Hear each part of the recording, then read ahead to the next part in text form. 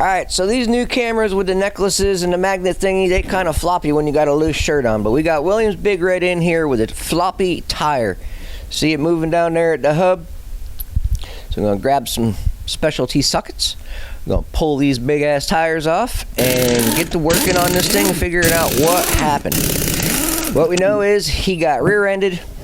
Marcus ended up flipping his three-wheeler because he rear-ended William. And since he got rear-ended, yay words, he had oil leaking out from between his spacers. Thought that was really kind of strange. It told me that the hub was loose. So turn around, got a lot of spacers to take off. Got this thing held up by a cherry picker. Lots of fun pulling this thing apart. It's not really too hard, pretty straightforward. The big spacers going into the little spacers, that's a little bit tricky. You just got to get in there with an angle, and eventually you got to swap out the nuts because they ended up getting rounded. Fun with spacers. Those are Polaris rims on Honda hubs with transition spacers. When these guys build mud trikes, they do what works and they do what they got to do to make them go. So we got the old hub off. Pull this little extension piece off so that we can see what the differential looks like. Beat on it with a hammer. You don't have to be too nice about it. It's full of oil. If you look, the seal's rolled. So that is why it's full of oil.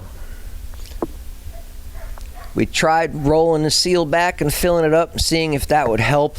It did not. The seal did not reseal afterwards. We got it all rolled back in so it was the way it was supposed to be, but nope. Didn't seal up, so it needs a new seal. We're just going to replace that seal down the road and go with it. This is a secondary differential that William already had here. He kind of keeps a few on hand. That way, whenever he blows a diff, we just do a quick swap out. This one we're filling it with oil, making sure it doesn't leak before we put it on. Because what's the point of putting on a leaky differential if you're taking a leaky differential off? Yep. So we leave it poised like that, see if it starts to puke any kind of fluid. We got her pretty full of oil. Doing them when they're off the trike is a lot easier to fill them up that way. As you can see, dry as a bone. This one's going back on. We gotta pull the old one off. I was hoping that we could just slide the axle out through that side and take the differential off. Nope, it doesn't work that way. You gotta take the other side off because the axle goes out the other way. Of course, why not? Why wouldn't it?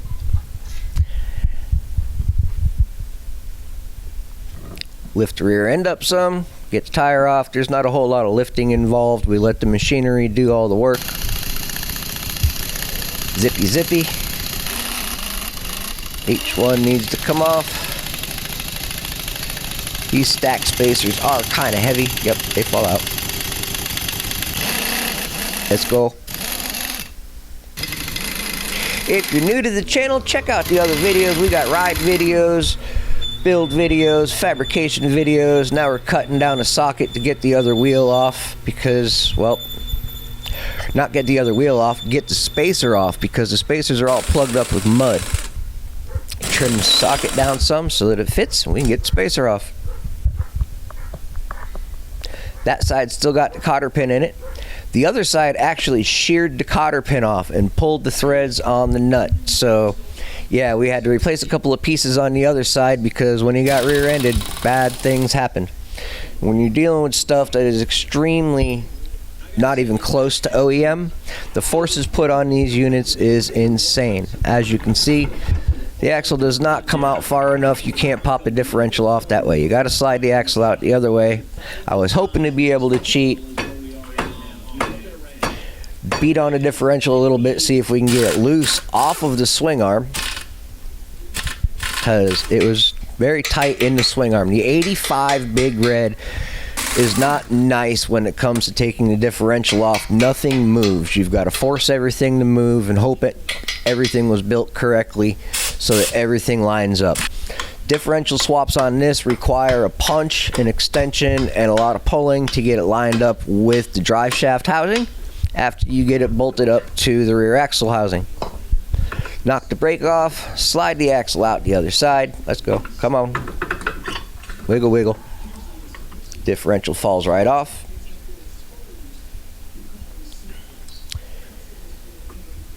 Inspect things. Drive shaft needs to be cleaned up. We don't need rusty components going into seals. Rusty components wipe out seals. So we get that all fixed up, cleaned up. Wire brush and a drill works perfectly fine. Don't need to do anything crazy. Some llama bond. Yes, there is O-rings on these things, but as I said before, these guys are ripping through the mud. They're not nice to these things, and with the tires and everything on them, there's extra torsional force, so you seal it all up good so that you hope no water can get in there, wipe out the seals, and blow a differential.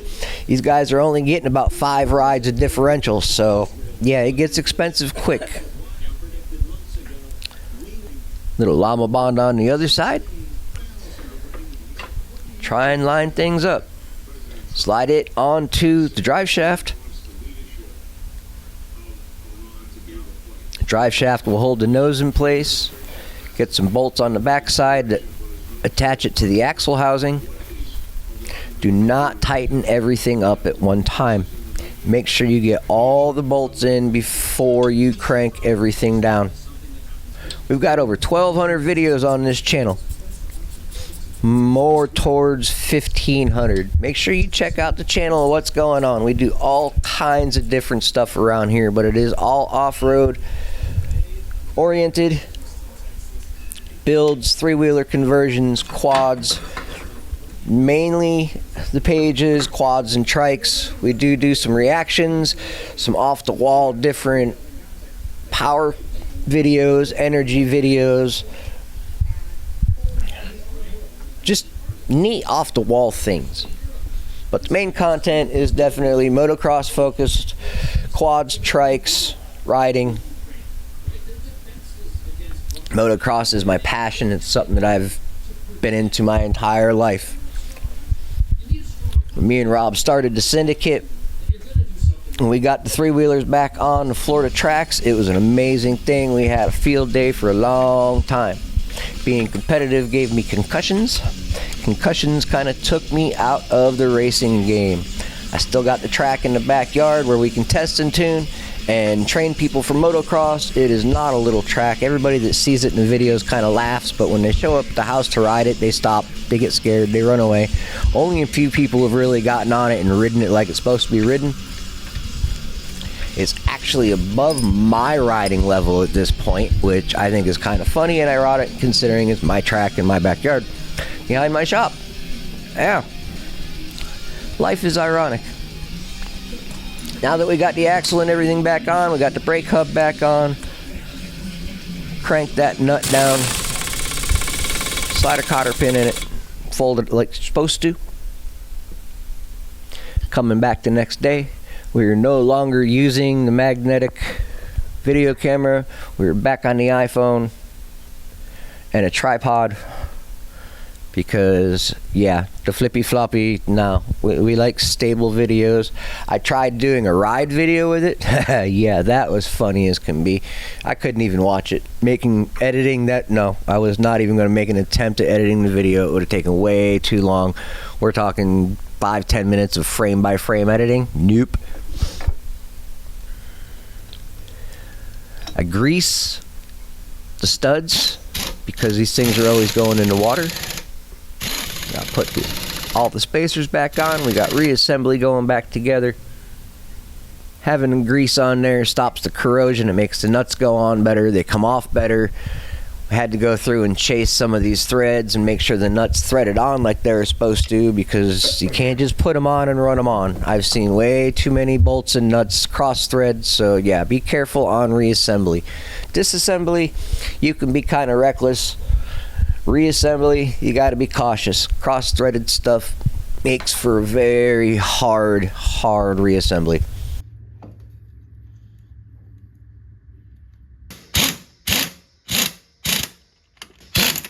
We got memberships available if you guys want early access to videos. I know we're not really putting that many videos a month out at this point in time.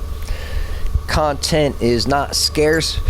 Recording and editing is basically the big scarcity at this time. I keep forgetting to hit the record button, and a lot of the projects are long ongoing projects, so the videos aren't even going to be ready for months. I try and give you guys updates on what's going on with the builds and stuff like that, to show you what's going on in the shop and the shorts. Long format videos. I'm really kind of not really struggling for content, but I am struggling for content, because what I think would be interesting, people don't seem to think is interesting, and what they think is interesting, I've seen as kind of mundane. I've had people say, hey, show us your favorite tools, your specialty tools, stuff like that. It's like, I've been staring at these things for 30 years. I don't see anything special in them, but I've got to look at the topic as somebody that's fresh coming into the topic. I teach people stuff all the time. I should get back into that kind of mentality. And here we are looking with a light to make sure that the cotter pin holes are lined up. The one side we were messing with washer depth to make sure that we could get a cotter pin on there and crank down. Now that we got everything measured out, slide a cotter pin in there nice and easy. This is a good thick cotter pin like the one that's supposed to be in there. Hopefully it doesn't shear this time. It happens. I've seen so much stuff happen in the mechanical field that just make you wonder how. It's not funny. When you've been doing this stuff as long as I have, yeah, it's just kind of one of those things. It's another Tuesday.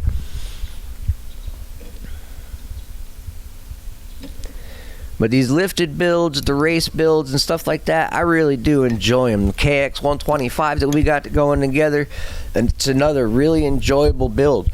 We don't get to see them much after they leave the shop because people don't come back with them. But man, they're a lot of fun to build, and if we get the chance to tune them, we get videos on how to tune them, and then the bikes go away. They sit in the garage, and the guys get to drink beer around them and have conversations and look at this really cool build. Haven't seen a lot of ride videos and stuff afterwards. Then again, people don't seem to be holding on to stuff much anymore. They get it, they hold on to it for a little while, and then they sell it. Nowadays, it's almost like the market's kind of died out, though.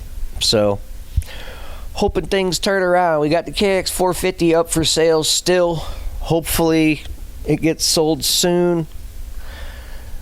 Black KX450 three-wheeler. Yep, that was a lot of fun to build. Build videos are on here. I think we popped a chain on it once. There's a couple of different ride videos. Did a speed test with it. It broke 90 mile an hour, and I realized it wasn't something I wanted to post, because why are you going to post visual video proof of you speeding down a road? Yeah, we don't need the county anybody showing up the house saying, here's your speeding ticket. We know you did it because that's you on the video. That's you on your bike, and it's your channel. Yeah. Kind of like them going in and busting all the dummies posting their drugs and money and stuff like that on these different social media platforms. The Popo is watching. Be careful what you post. Be careful what you say. We're assembled, off the rack, putting the seat on it. William gets to take it home. Yep, you guys have a great night. Appreciate the watch, and I'll see you in the next one.